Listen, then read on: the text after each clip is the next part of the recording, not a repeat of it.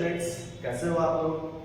आज हम लोग स्टार्ट करेंगे integration, class 12 part 2 mathematics part 2 NCERT का। क्लास 11 में आप लोग स्टडी कर चुके हो डिफरेंशिएशन। अब हम लोग इंटीग्रेशन की बात करेंगे। इंटीग्रेशन क्या होता है? ये जस्ट डिफरेंशिएशन का रिवर्स प्रोसेस है। ये इसको कहते हैं हम लोग इंटीग्रेशन को ही हम लोग सेकंड, इसका नेम है anti differentiation, that is reverse or you can say inverse process of differentiation is known as integration. So introduction से start करेंगे हम लोग अभी। The process of finding antiderivatives of given derivatives is called as integration. Suppose आपके पास किसी function का derivative है, मतलब आपने डिफरेंशिएशन कर लिया किसी फंक्शन का और एक नया फंक्शन ऑब्टेन हो गया आपका, तो आपके पास में डिफरेंशिएशन है। तो उस डिफरेंशिएशन का या कह लीजिए डिफरेंशिएशन करने के बाद जो फंक्शन ऑब्टेन हुआ है, जिसको आप लोग कहते हो डेरिवेटिव, उस डेरिवेटिव से फिर से ओरिजिनल फंक्शन जो फाइंड आउट हम लोग करेंगे कि एक्चुअली वो किस फंक्शन का डेरिवेटिव है। This process of finding anti derivative is known as integration.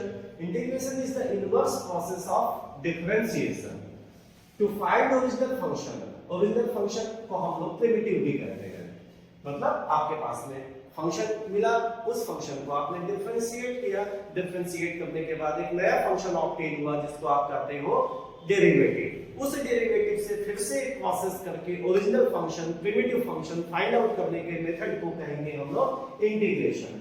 Integration का जो प्रोसेस होता है, क्यों इसको यूज करते हैं, इसका यूज क्या है, क्यों हम लोग इंटीग्रेशन सीख रहे हैं। जैसे क्लास 11 में आपने सीखा था कि आप डिफरेंशिएशन बेसिकली करते क्यों, तो आप लोग सीख चुके हो कि डिफरेंशिएशन क्यों करते हो, तो मैं उसमें नहीं जा रहा हूं क्योंकि हम लोग का टॉपिक आज का है इंटीग्रेशन. मैं इंटीग्रेशन की बात करूंगा केवल. तो integration is used to solve following two types of problems. दो तरह की प्रॉब्लम्स को सॉल्व करेगा आपके लिए. फर्स्ट कौन सा प्रॉब्लम होगा? The problem of finding a function whenever it's derivative is given. जैसा कि मैंने आपसे बोला अभी कि आपके पास में कोई एक फंक्शन है और एक्चुअली डेरिवेटिव है आपके पास में, तो उस डेरिवेटिव के हेल्प से आप एक प्रोसेस करके, इंटीग्रेशन का प्रोसेस करके ओरिजिनल फंक्शन फाइंड आउट करोगे. तो एक तो ये हो गया इसका एप्लीकेशन कि आप ओरिजिनल फंक्शन फाइंड आउट करोगे whenever it's derivative is given. Second application क्या है? ये बहुत यूजफुल है. एक्चुअली यूजफुल तो दोनों ही एप्लीकेशंस हैं. सेकंड एप्लीकेशन क्या है? The problem of finding the area bounded by the graph of the given function under certain conditions.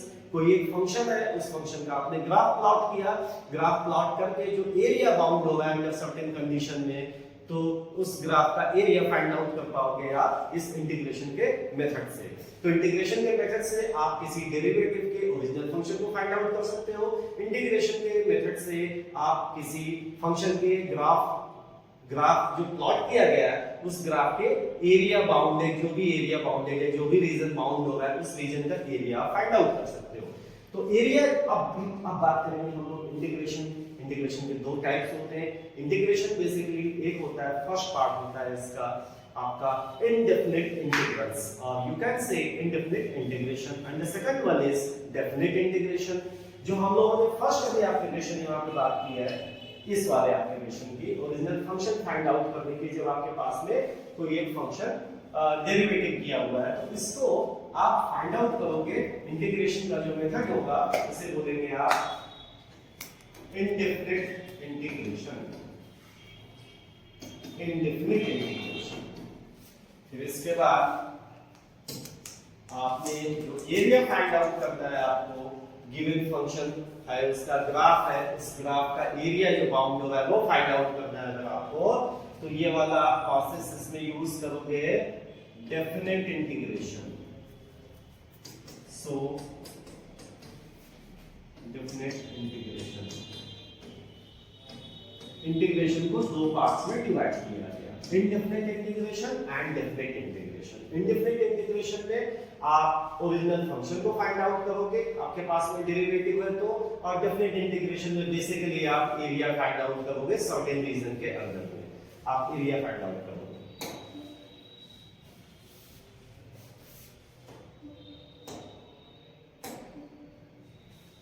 अब हम लोग बात कर रहे हैं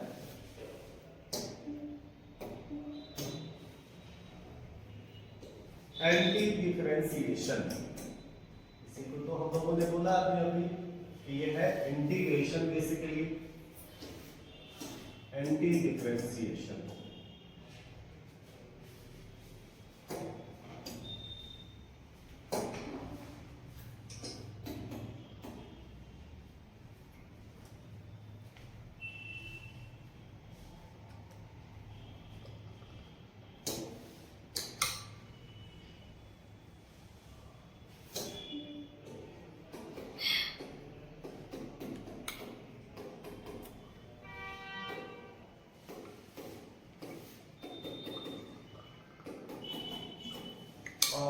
You can say integration, simply it is known as integration। क्या यूज है इंटीग्रेशन का? अभी हम लोगों ने डिस्कस किया था इसके क्या यूजेस है। आप देखिए, सपोज आपके पास में वेलोसिटी है, इंस्टैंटेनियस वेलोसिटी है किसी ऑब्जेक्ट की आपके पास में, इट इज इंस्टैंटेनियस वेलोसिटी।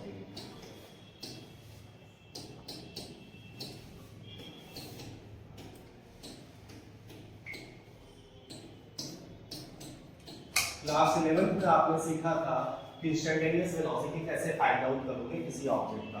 तो क्या अगर ऑब्जेक्ट का इंस्टैंटेनियस वेलोसिटी आपके पास में है तो आप ऑब्जेक्ट का पोजीशन फाइंड आउट कर सकते हो उस पर्टिकुलर टाइम पे।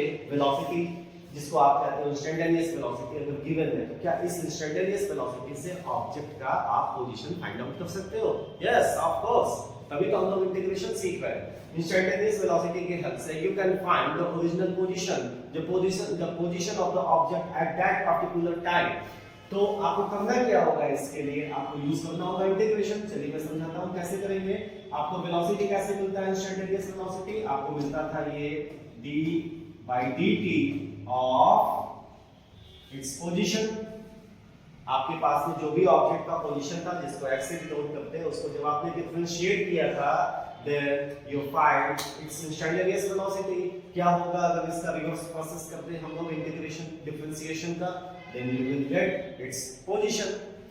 तो आप वेलोसिटी आपके पास में इंस्टैंटेनियस वेलोसिटी है तो आप फाइंड आउट कर सकते हो उसका पोजीशन फाइंड आउट कर सकते हो। ये हो गया इसका एप्लीकेशन। सपोज आपके पास में एक्सेलरेशन है किसी ऑब्जेक्ट का।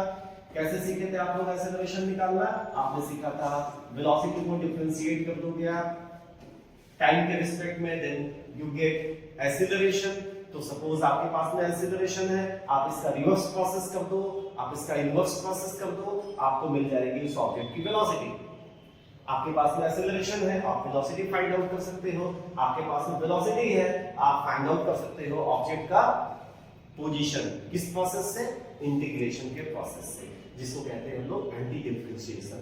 कैसे होता है ये, आइए इसको समझते हैं हम लोग कैसे वर्क करता है ये। जैसे आपके पास में एक फंक्शन है sin x, एक फंक्शन है आपके पास में sin x। इस sin x का जब आप डिफरेंशिएशन करते हो तो आपको क्या मिलता है? इसका आंसर आपको मिलता है cos x। Differentiation of sin x is cos x। तो क्या होगा cos x? ये जो डेरिवेटिव है इसको हम लोग क्या करते हैं? इसका रिवर्स प्रोसेस कर दे, एंटी डेरिवेटिव इसका निकाले, इसका एंटी डेरिवेटिव। और आइए देखते हैं सिंबल क्या है इसका। ये इसका सिंबल है इंटीग्रेशन का। आपको करना है cos x का integration with respect to x। x के रिस्पेक्ट में आपको इंटीग्रेशन करना है cos x का। Then you will get sin x। Function देखिए, ओरिजिनल फंक्शन वापस से आ गया, डेरिवेटिव मिल गया। आपके पास में डेरिवेटिव था, इस डेरिवेटिव का आपने रिवर्स प्रोसेस किया जिसको हम लोग इंटीग्रेशन का नाम दे रहे हैं। आपके पास जो ओरिजिनल फंक्शन था जिसको आपने डिफरेंशिएट करके डेरिवेटिव फाइंड किया था, वो देखिए ओरिजिनल फंक्शन आ गया है यहाँ पे। इसी को कहते हैं हम लोग इंटीग्रेशन करते हैं। अच्छा, अब इसमें इंपॉर्टेंट फैक्ट ये है इसका कि मैंने तो अभी sin x लिख दिया है, बट एक्चुअली इसका आंसर sin x नहीं होगा। क्यों नहीं होगा? यहाँ पे क्या होना चाहिए अभी हम लोग डिस्कस करेंगे इसको। क्या होना चाहिए? मैंने डॉट डॉट डॉट कर दिया वहां पे। क्या होगा उसको फिल करेंगे वहां पे, फिल इन द ब्लैंक्स को। वहां पे क्या होता है बेसिकली, देखिए d/dx। अब एक दूसरा फंक्शन मैं ले रहा हूं sin x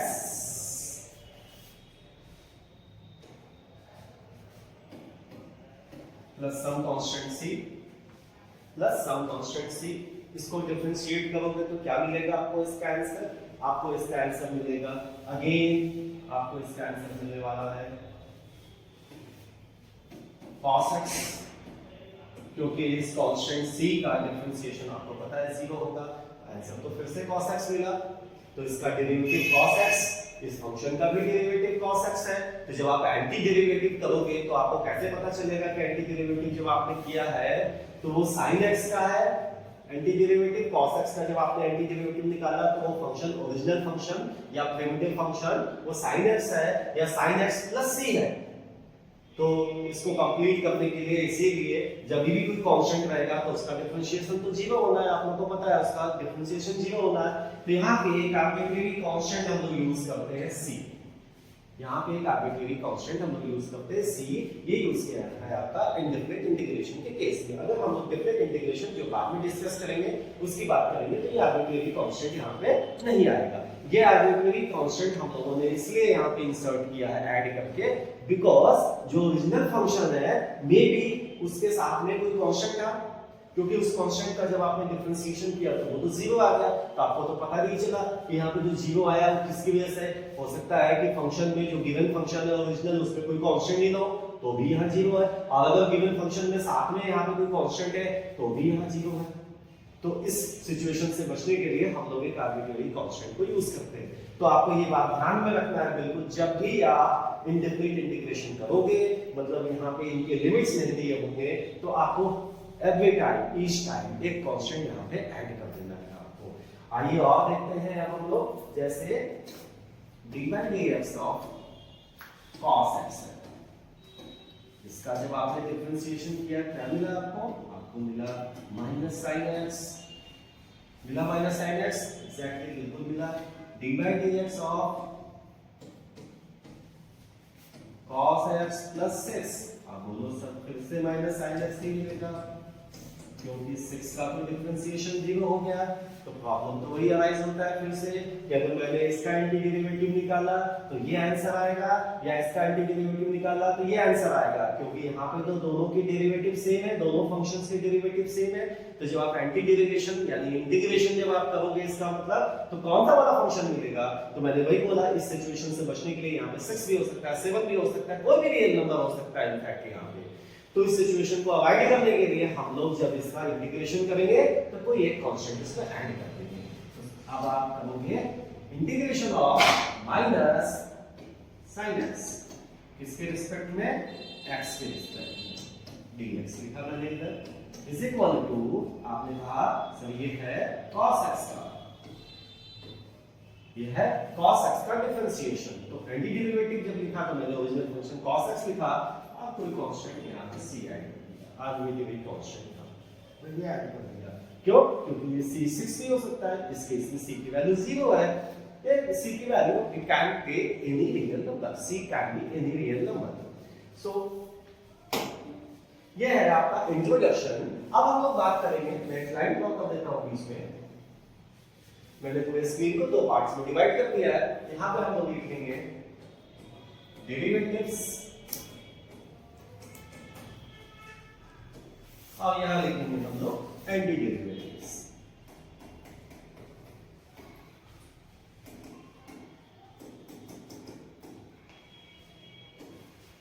ये रिकॉल करते हैं क्लास 11th में जो आपने डेरिवेटिव्स के बहुत सारे फार्मूला आपने सीखे थे, उनको रिकॉल करते हैं एक बार, फिर देखते हैं उनका इंटीग्रेशन क्या होगा।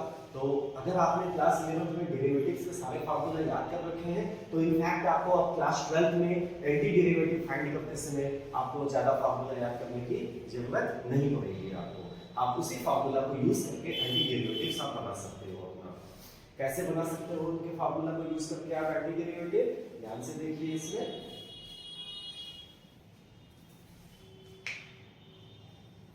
डेरिवेटिव्स में फर्स्ट हो गया आपका लेट x की power n plus 1 upon n plus 1, ये फंक्शन है, इसको आपको डिफरेंशिएट करना है x के रिस्पेक्ट में। आपने ऐसे लिखा फंक्शन x के रिस्पेक्ट में इसको डिफरेंशिएट करना है। आंसर क्या आएगा बेटा, इसका आंसर आएगा n plus 1 into x to the power n plus 1 minus 1 upon n plus 1, denominator का ये n प्लस 1 यहाँ से आया है, is equal to n plus 1 से n प्लस 1 कैंसिल हो गया और x टू द पावर क्या बचा n आया। तो फाइनली इसका डिफरेंशिएशन किया है। अब इसका एंटी डेरिवेटिव निकालेंगे तो साइन मैंने लगा दिया एक्चुअली पावर n dx। क्या आएगा इसका एंटी डेरिवेटिव? ऑब्वियस सी बात है, इसका एंटी डेरिवेटिव जो ओरिजिनल फंक्शन था वही आने वाला है, तो इसका एंटी डेरिवेटिव आ गया actually power n+1 upon n+1 plus some arbitrary constant. आपने देखा, आपको डिफरेंशिएशन का फार्मूला याद था, तो आपने इंटीग्रेशन का फार्मूला बना लिया, एक्चुअली पावर n का फार्मूला बन गया ये। Similarly dy dx of sin x, क्या होगा dy dx of sin x? ये होता है cos x। So integration of cos x dx क्या आएगा इसका आंसर? ये होगा sin x plus some constant c again. Differentiation of cos x ये होता है माइनस sin x। मैंने माइनस यहां पर लिख के मैंने वो माइनस यहां रख दिया, मैंने वो माइनस यहां पे कर दिया। तो differentiation of minus cos x is equal to sin x। तो इंटीग्रेशन जब करोगे आप sin x dx, original function क्या था आपका माइनस cos x, तो ओरिजिनल फंक्शन आ गया आपका minus cos x plus c dy dx of tan x। क्या होता है ये होता है sec स्क्वायर x। क्या होता है अगर आप sec स्क्वायर x का एंटी डेरिवेटिव फाइंड करोगे तो ओरिजिनल फंक्शन मिल जाएगा आपको, प्रिमिटिव मिल जाएगा जो कि होगा tan x, because tan x का डिफरेंशिएशन sec स्क्वायर x था plus some constant c dy dx ऑफ cot x is equal to minus cosec square x। But यहाँ पे माइनस भी होता है बच्चों, यहाँ पे माइनस होता है, तो माइनस मैंने यहाँ लगा के पुट करके मैंने माइनस का सिंबल साइन यहाँ पे यूज किया, माइनस साइन मैंने यहाँ यूज किया। एक ही बात, आप इस साइड यूज करो, आइदर इस साइड यूज करो, एक ही बात। तो आपने इंटीग्रेशन किया इस फंक्शन का cosec square x into dx, क्या आ गया है? ध्यान से देखिए, फंक्शन क्या है माइनस cot x। इतना ही सिंपल है लर्न करना आपके लिए।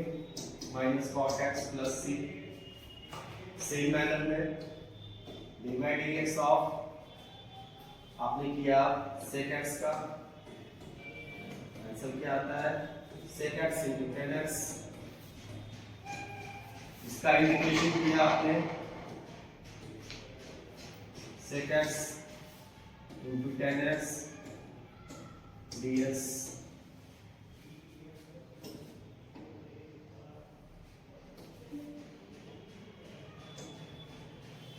is equal to sec x into tan x। इसका एंटी डेरिवेटिव फाइंड करो, ओरिजिनल फंक्शन आपको लिख देना है simply, it is sec x plus c again.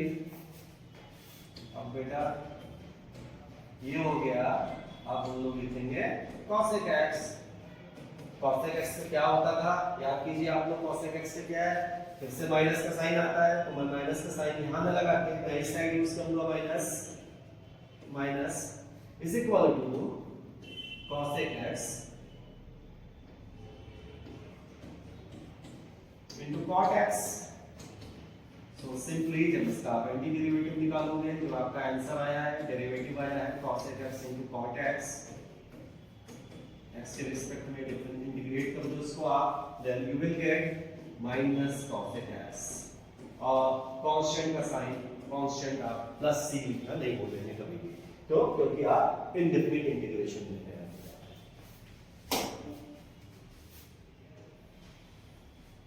आइए बात करते हैं हम लोग इनवर्स फंक्शंस की। dy dx of sin inverse x recall कीजिए आप लोग, क्या होता था इसका डिफरेंशिएशन? इसका डिफरेंशिएशन होता है 1 upon square root of 1 minus x square. तो इसका एंटी डेरिवेटिव फाइंड कर लीजिए, जो आपका आंसर आया है 1 minus x square into dx। So simple, ध्यान से देखिए, is equal to sin inverse x।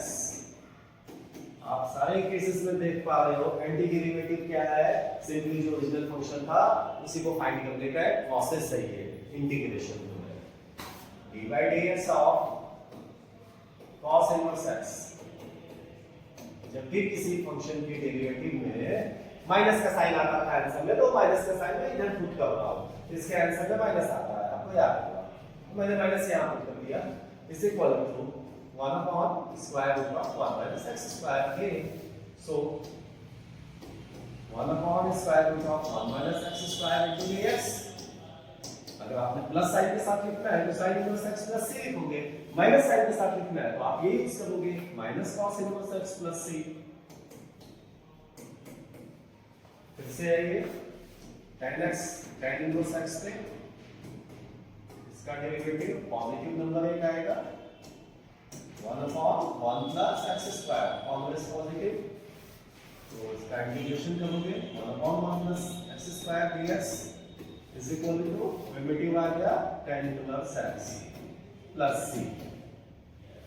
आ जाइए cot पे, cot इनवर्स पे, cot inverse x dx is equal to, minus sign आता है बेटा फिर से, तो माइनस मैंने यहाँ पे यूज कर दिया इसका 1 upon 1 plus x square, so integration of 1 upon 1 plus x square, आपको पॉजिटिव में लिखना है, पॉजिटिव आंसर बनाना है अपना, तो माइनस नहीं प्लस वाला यूज कीजिए tan इनवर्स x, और माइनस का आंसर लिखना है आपको, तो minus cot inverse x plus c use कीजिए, ये formula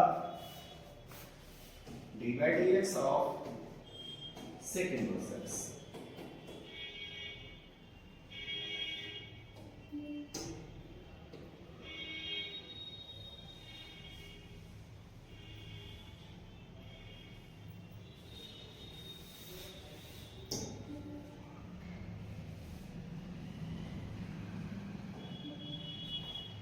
dx of sec inverse x क्या होता है इसका आंसर आता है 1 upon x square root of x स्क्वायर माइनस 1, सो इसका anti derivative 1 upon x square root of x स्क्वायर माइनस 1 का एंटी डेरिवेटिव, इसके लिए हम लोगों ने इंटीग्रेशन का प्रोसेस किया and we get the original function sec inverse x plus c d by dx of cosec inverse x, इसमें माइनस का सिंबल आता है, साइन आता है, बिल्कुल आता है 1 upon x square root of x स्क्वायर माइनस 1, यहाँ पे आपका माइनस आता है तो मैंने माइनस फिर से अगेन यहाँ पे यूज किया इसका, तो जब आप एंटी डेरिवेटिव निकालोगे इसका फंक्शन का 1 upon x square root of x स्क्वायर माइनस 1, इसका डेरिवेटिव आ गया minus cosec inverse x plus c। आइए देखते हैं अब d by dx ऑफ e to the power x, याद है आप लोग को, बिल्कुल याद होगा, काफी यूज किया आपने इसका, इसका आंसर होता है सेम वैसे ही रहेगा e to the power x, तो आप जब इंटीग्रेट करोगे e to the power x को x के रिस्पेक्ट में, then the answer is e to the power x itself. अब आपने डिफरेंशिएट किया log of x log of mod x is equals to 1 by x, so 1 upon x को जब आप integrate करोगे आपको आंसर मिलेगा log of mod x।